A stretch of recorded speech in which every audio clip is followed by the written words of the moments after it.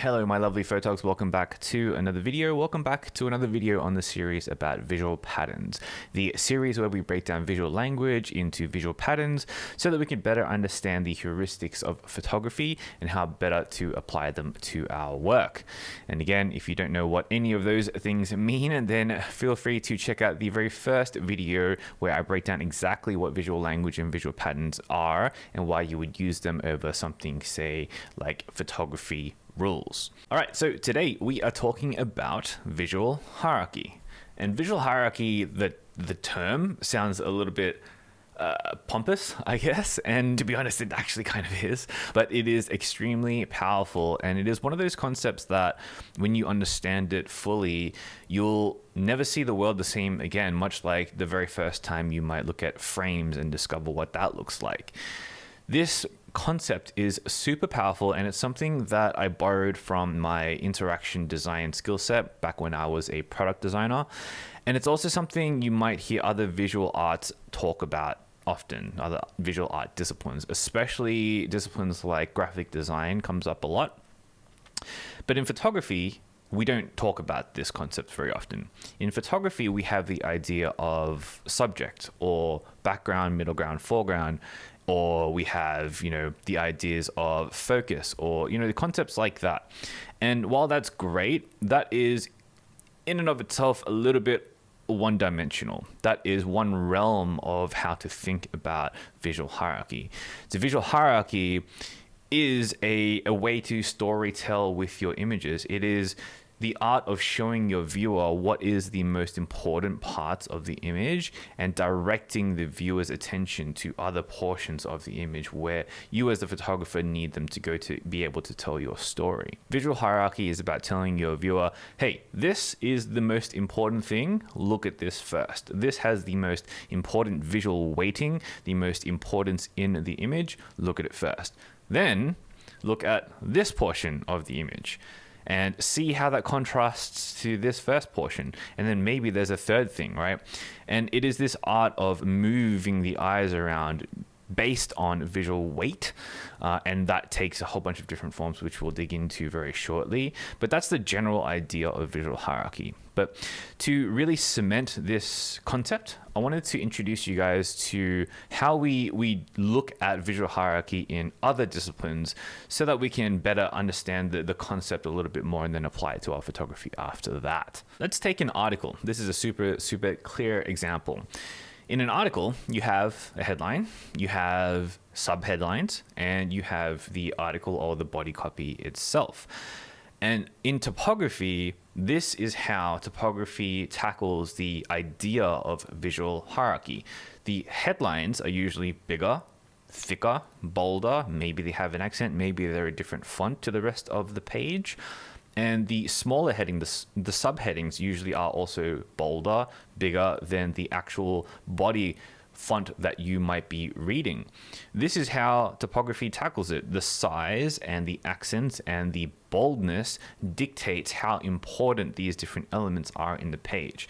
And that's really important, especially the headline, because the headline orients the viewer as to how to digest the rest of the article. You know to read the headline first because it is the biggest and most important thing on the page. And from there, then your eyes go down into the article and the subheadings then break down that article even further. This is a very simple and digestible example to understand, but there's obviously different examples that we can dig into, so let's do that. When you're buying things online, things that usually have the highest level of visual importance are things like the product title, the product image, the price, and potentially even an add to cart or a buy now button. Interaction designers will play around with the visual importance of these different elements, increasing their size, shifting their position, changing their color, and doing all these different things to direct your action to a particular goal or a particular purpose, whether that is to make a purchase decision or that is to digest a little bit more information because it requires a little bit of synthesis, whether that's to sign up for a newsletter or whatever the case may be. There are these different elements that you can play around with so that you can then influence the way that the page is digested. Photography as a visual art is no different. And you've been doing this in your images already. When we talk about the subject, what we're talking about in visual hierarchy terms is what is the element in the image that has the highest level of visual importance, and then how do you create visual patterns in order to accentuate that. But visual hierarchy takes this idea of subject and extends it even further. It says, what is the most important thing? What is the most visually important element? But then what is the second most important thing in the image? And where should I be then looking next? And what are the different levels and how do they interplay with each other? Visual hierarchy is saying, hey, how do I split the image up in a way so that I can then lead the viewer's eye to tell the story that I'm trying to tell in the image? These questions and these ideas become way more important the busier a image becomes. The busier an image becomes, the potential for the different elements in the image to then compete with one another, because there's so many. And then, you as the viewer become confused and don't know what the image is actually about. There's too much going on. And the beautiful thing about photography is that in photography, we have so many different visual patterns to be able to distinguish elements from one another and distinguish the different levels of visual importance and establish a visual hierarchy.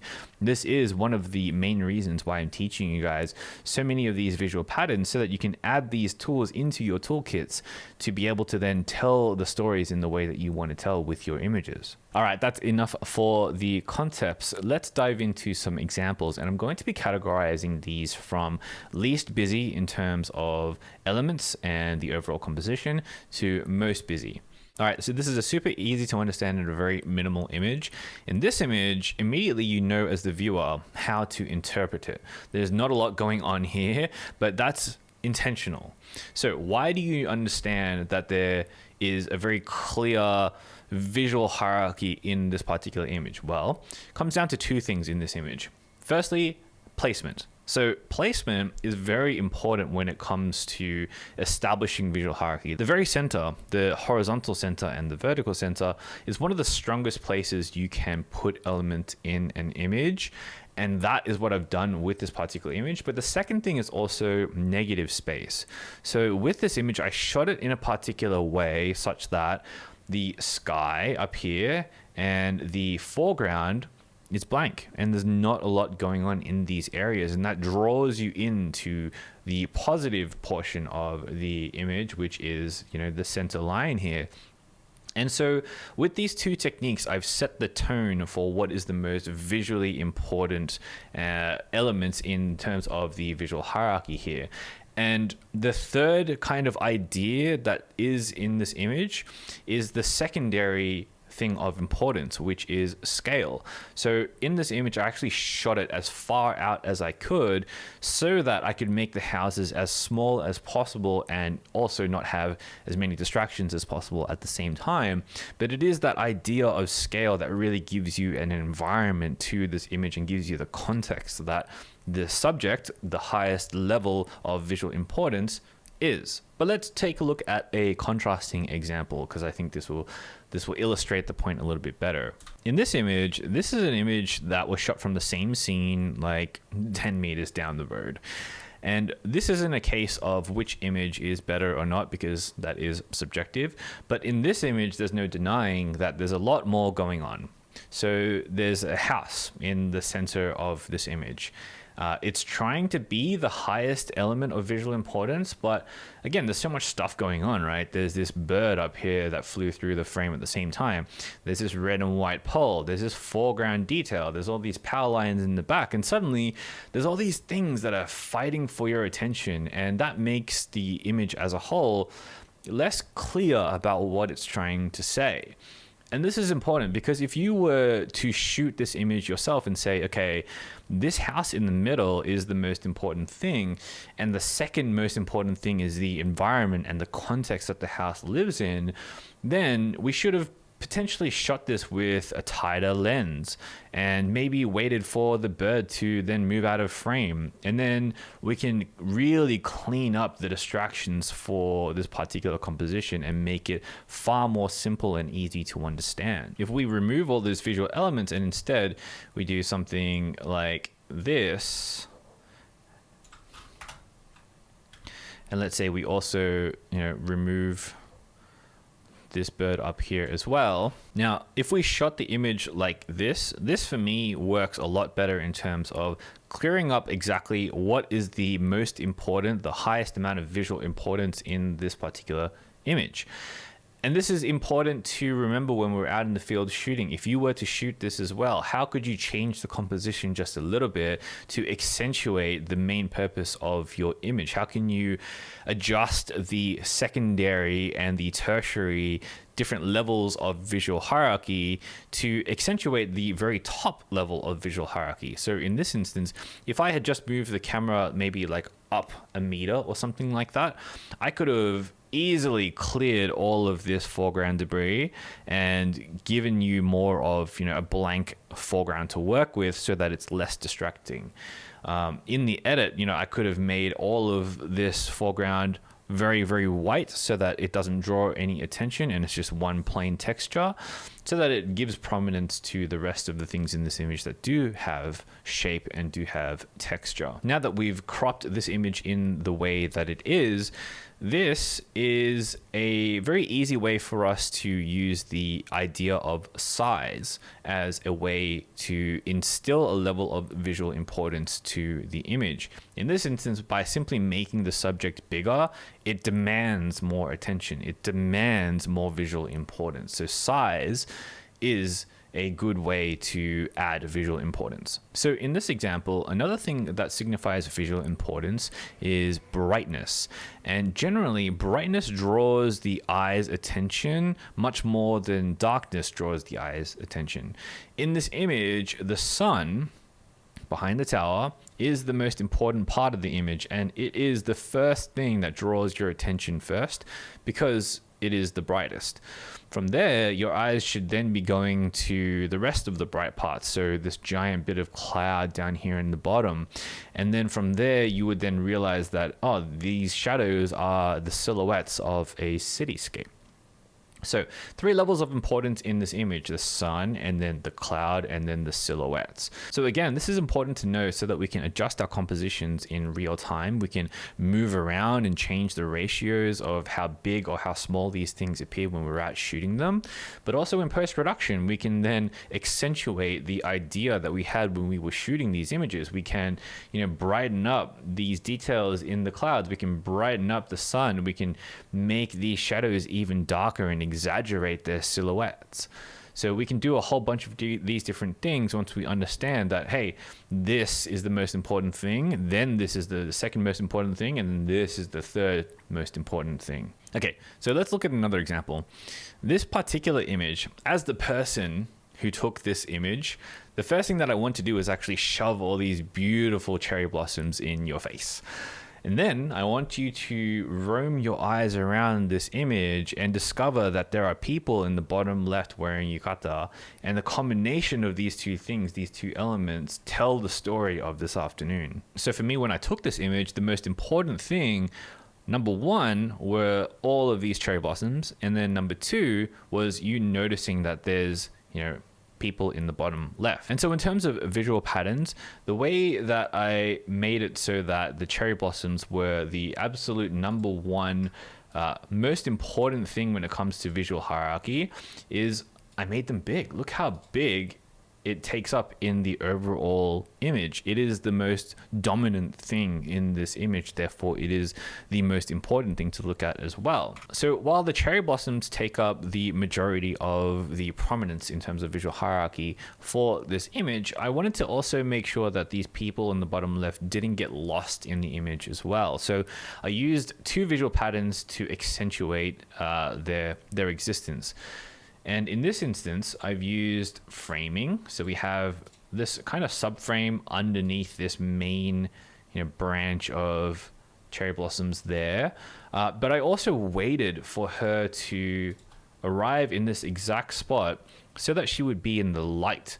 So I used both framing and light in this, or shadow, in this particular composition so that they don't get lost as well. Now, those minute details aren't that important for our overall idea of visual hierarchy, but the point is that you can use different visual patterns in order to then accentuate your elements and thus establish a visual hierarchy. Okay, last example. This is a super busy image, but even in an image like this, there is a way to signify visual hierarchy.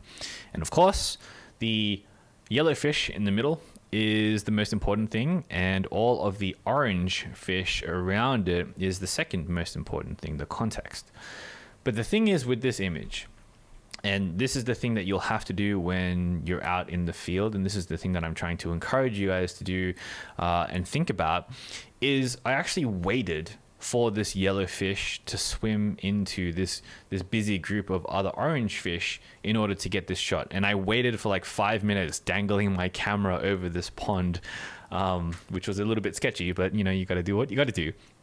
But in this image, visual hierarchy, I knew that I wanted to imply a level of visual hierarchy by doing two things. First, I wanted to position this yellow fish directly in the middle of all of these orange fish. Again, the middle is a very strong, if not the strongest position to place an element in your composition. If you want to focus on something, put it in the middle. But of course, there's the color that also signifies the differentiation of that particular fish versus the rest of the fish. So because it's yellow, it stands out. If it was just another orange fish, then of course it wouldn't.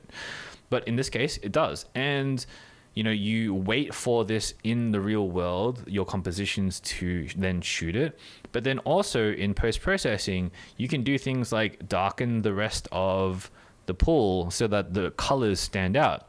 And because you're then focusing on colors, the differences in the color, the yellow and the orange, will then stand out even further. From there, you might even, you know, desaturate the oranges, or you might boost up the saturation of the yellow, or what have you. There's a whole bunch of different things you can do once you know mentally, hey, the yellow fish here is the most important thing, and the secondary most important thing is the context, the other fish that live in this pond as well. All right, that's it for the examples. So just to quickly recap, visual hierarchy is about the idea that there are different levels of importance in our images, and we can delineate these different levels through the use of visual patterns. And doing so allows our images to become a lot clearer and allows us to tell the stories that we want to tell through them. All right, I hope you learned something. I'll see you in the next video. Until then, get out there and make something that matters. Peace.